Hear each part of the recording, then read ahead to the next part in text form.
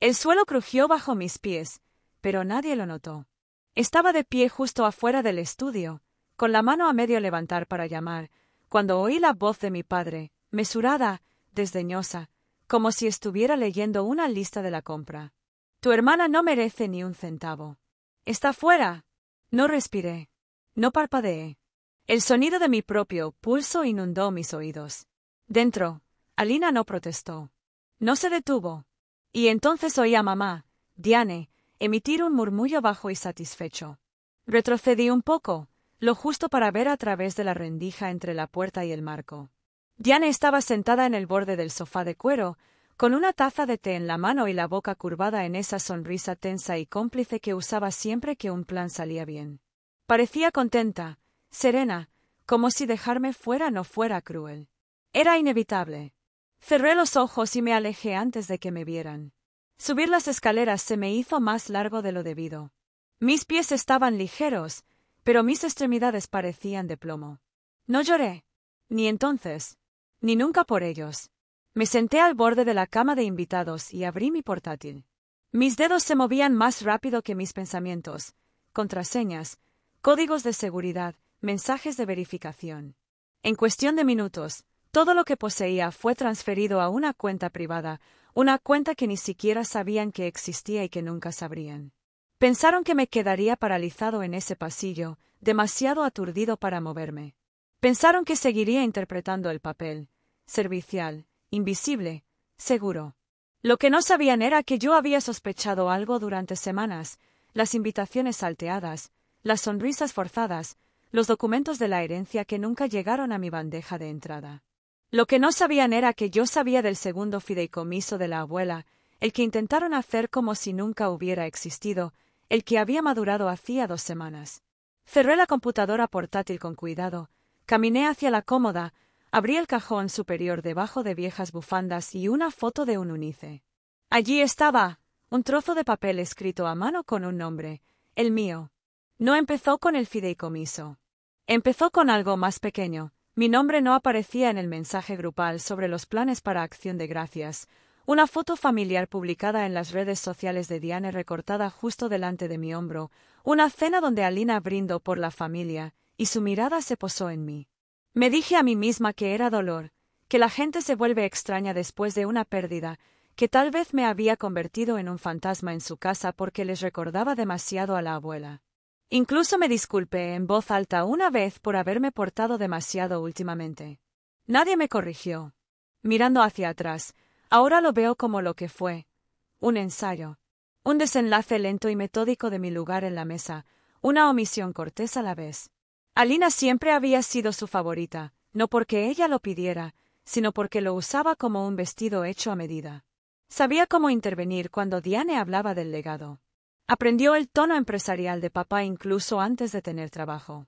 Ella era la que presentaban en los eventos, la que conseguía una habitación con vistas y un asiento cerca del testamento. Y yo fui útil, silenciosamente, invisiblemente. El que ayudó a la abuela a equilibrar sus libros cuando los temblores en su mano se volvieron demasiado fuertes. A Diane no le importó quién escribió las notas de agradecimiento. El que mantenía todo unido para que pudieran fingir que nada se estaba desmoronando. Me había dicho a mí misma que ser buena sería suficiente, pero Alina siempre estaba 5 pasos por delante. Y Diane jugó el juego largo. Esa sonrisa que vi ayer no era nueva. Ya lo había visto antes. En Navidad, cuando llegué con regalos y descubrí que habían cambiado la cena, durante el funeral de la abuela, cuando di el panegírico y nadie aplaudió, pero Diane dijo, ¡qué valiente!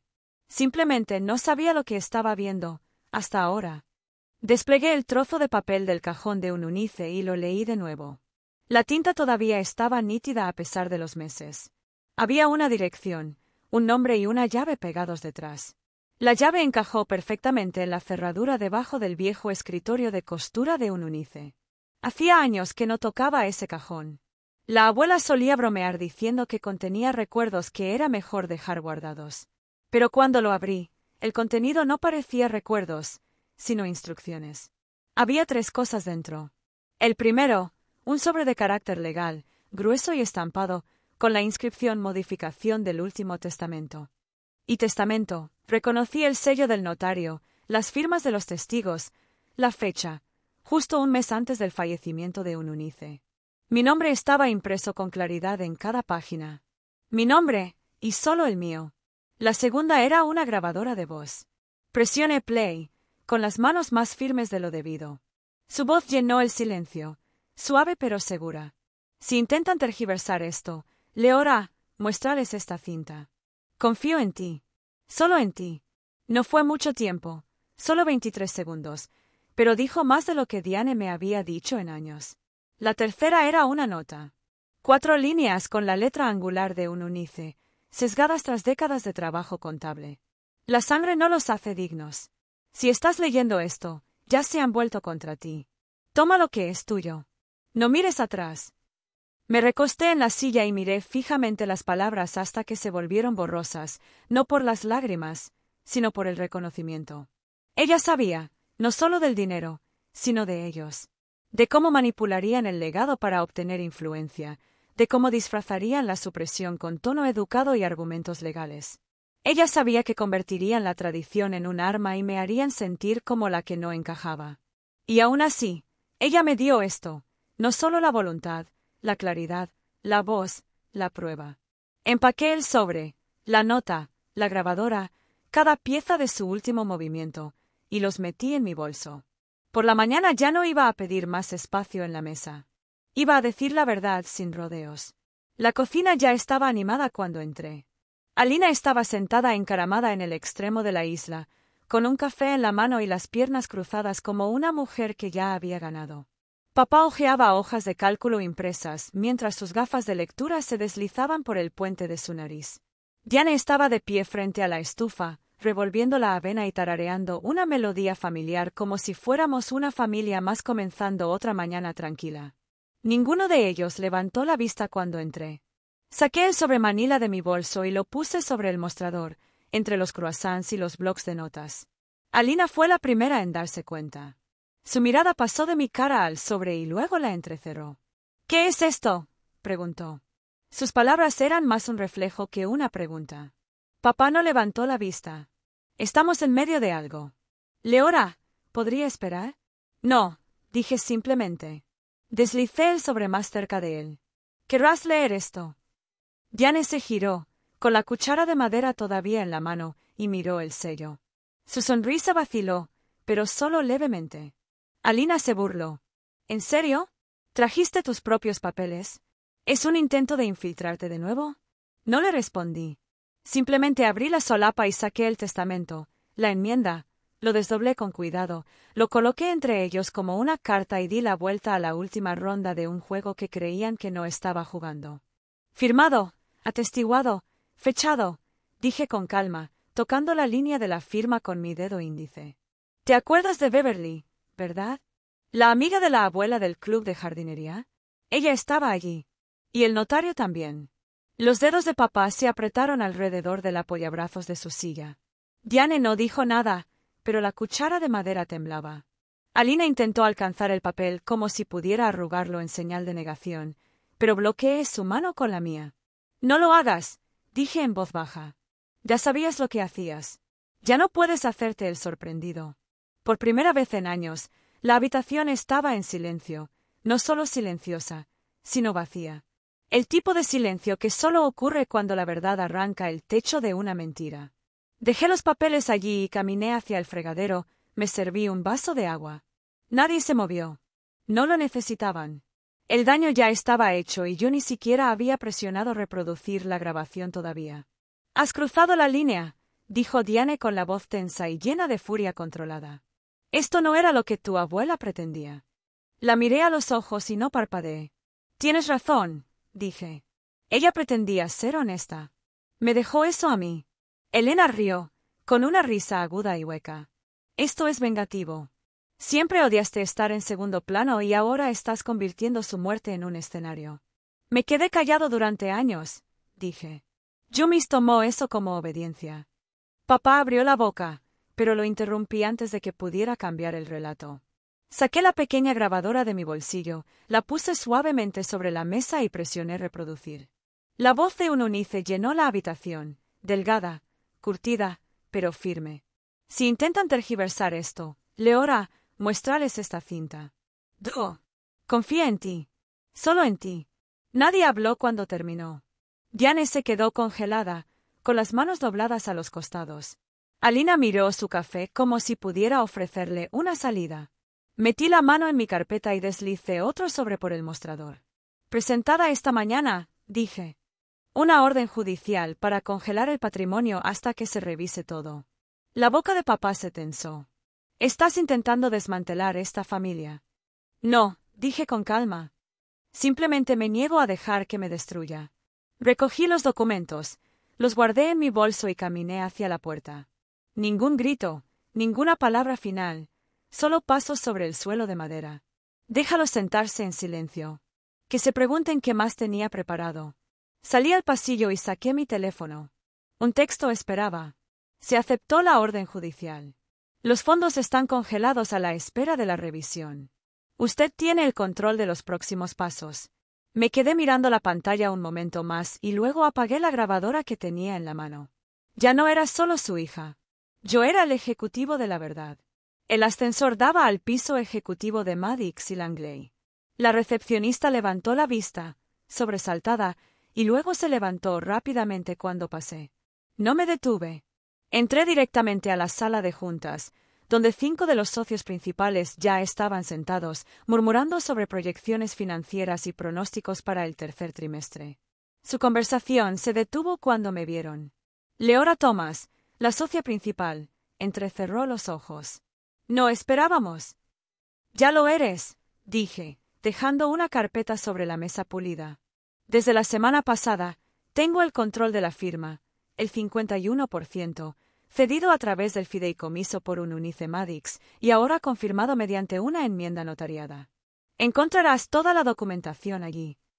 Alina ya estaba en su asiento, con los brazos cruzados tan fuerte que sus nudillos se pusieron blancos. Esto es una maniobra publicitaria. No, dije sentándome a la cabecera de la mesa. Esto es sucesión. La habitación permaneció en silencio hasta que la puerta se abrió de golpe. Ray entró respirando con dificultad y con las mejillas sonrojadas. Esto es indignante, espetó. No puedes simplemente. Puedo, dije con calma, abriendo una segunda carpeta. Y lo haré, empezando por la transparencia. Repartí copias de informes de transacciones internas que el antiguo equipo de contabilidad había enterrado convenientemente. Página 3, dije. Chase Maddix usó fondos corporativos para cubrir pérdidas personales por apuestas, más de $80,000 en gastos relacionados con entretenimiento para clientes, que fueron directamente a su Venmo personal. Ray abrió la boca, pero yo no había terminado. Y en la página 5, su LLC, Blue Ridge Advisory, aparece como proveedor de la firma, aunque no ofrece consultoría. Blanqueó distribuciones del patrimonio mediante facturas infladas. Está todo ahí, transferencias bancarias, marcas de tiempo, incluso la empresa fantasma en las Islas Caimán. Alina se levantó tan rápido que su silla rozó la pared. Has estado espiando a tu propia familia. La miré directamente a los ojos. He estado protegiendo lo que queda del nombre de la abuela. Thomas se aclaró la garganta mientras miraba los documentos. No nos informaron de nada de esto. ¿Tú eres ahora?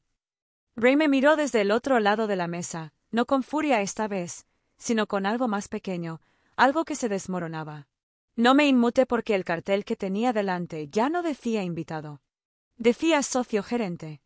El informe llegó al amanecer, 112 páginas de tonterías disfrazadas de lenguaje profesional y formato pulido. El equipo forense había revisado 6 años de registros. Lo que encontraron no me sorprendió. Confirmó lo que ya sabía. No solo habían intentado eliminarme. Habían estado desangrando los cimientos todo el tiempo. Una serie de honorarios de consultoría de 6 cifras se remontan a una cuenta a nombre de Alina, una que abrió justo después de la primera hospitalización de la abuela. Decenas de facturas falsas facturadas a departamentos que no existían.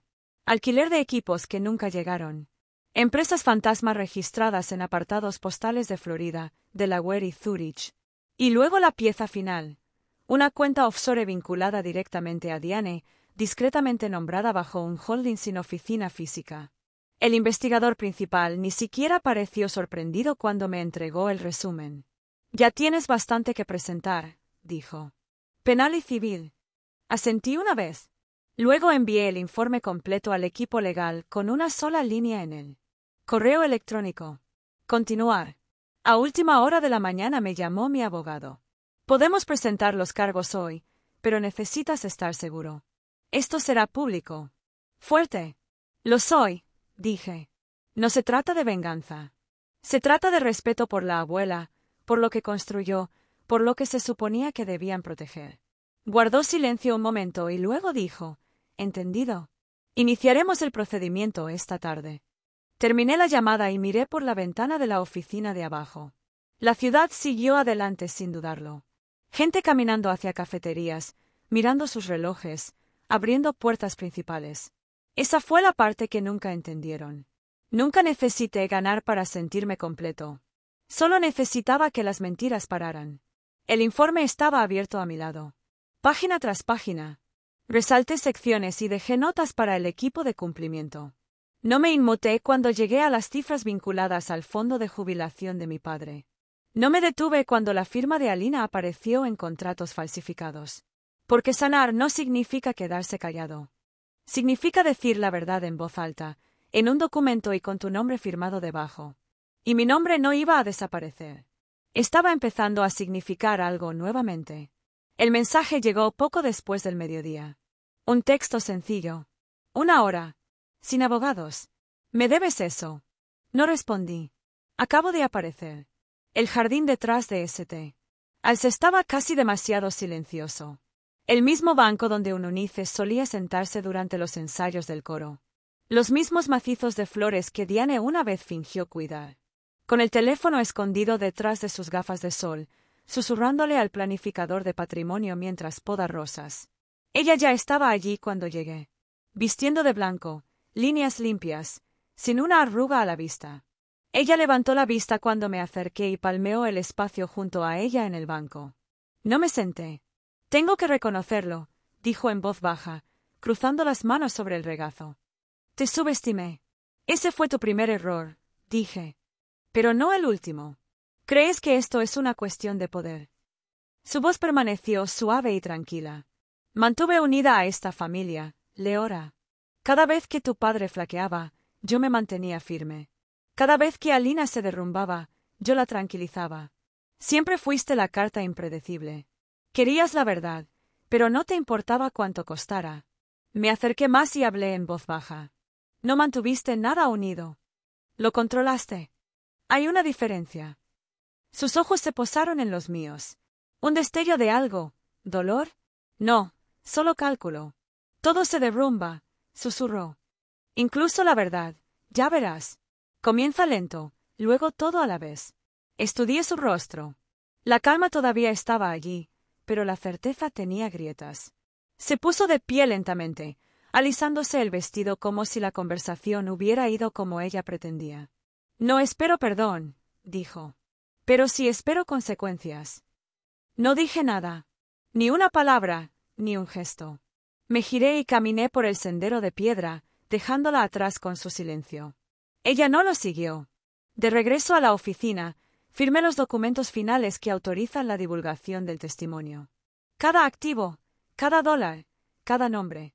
La fecha del juicio ya estaba marcada en el calendario. La sala del tribunal no parecía fría, pero algo en el aire hacía que cada respiración fuera más pesada. Subí al estrado, juré mi nombre bajo juramento y abrí la carpeta que había ensayado en silencio durante meses. Comencé con lo básico, las fechas, las discrepancias, los nombres vinculados a transferencias que asumieron que nunca serían rastreadas. Hablé con calma, sin adornos, sin teatralidad, solo hechos. Luego reproduje el audio. La voz de Ununice, clara y directa, resonando en la habitación. Si intentan tergiversar esto, Leora, muéstrales esta cinta. Confío en ti. Solo en ti. El juez asintió levemente, pero no dijo nada. Le entregué la carta escrita a mano de la abuela, su firma, su tinta. 4 líneas que atravesaron todas las defensas que habían construido. A continuación fue Alina quien subió al estrado. Su tono era mesurado, comprensivo y practicado. Estábamos protegiendo el legado familiar, dijo. No queríamos conflicto. Queríamos armonía. Leora era inestable. Ella no habría sabido qué hacer con esa responsabilidad. No la miré mientras hablaba. Miré al juez cuando fue mi turno nuevamente. Lo dije en voz baja pero con firmeza. Borrar a alguien no es protección. Es cobardía vestida de seda. Alina se estremeció. Diane miró hacia otro lado.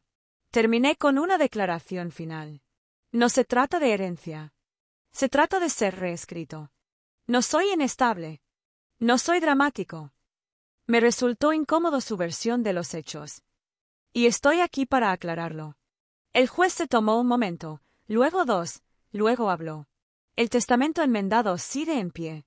El control total del patrimonio permanece en manos de la señora Leora Maddox. Cualquier malversación de fondos por parte de la señora Alina Maddox y el señor Ray Maddox será objeto de acciones legales adicionales. La señora Diane Maddox queda destituida permanentemente de cualquier autoridad fiduciaria relacionada con el fideicomiso. No lloré. No sonreí. Solo respiré. Afuera, pasé junto a los periodistas sin responder ninguna pregunta.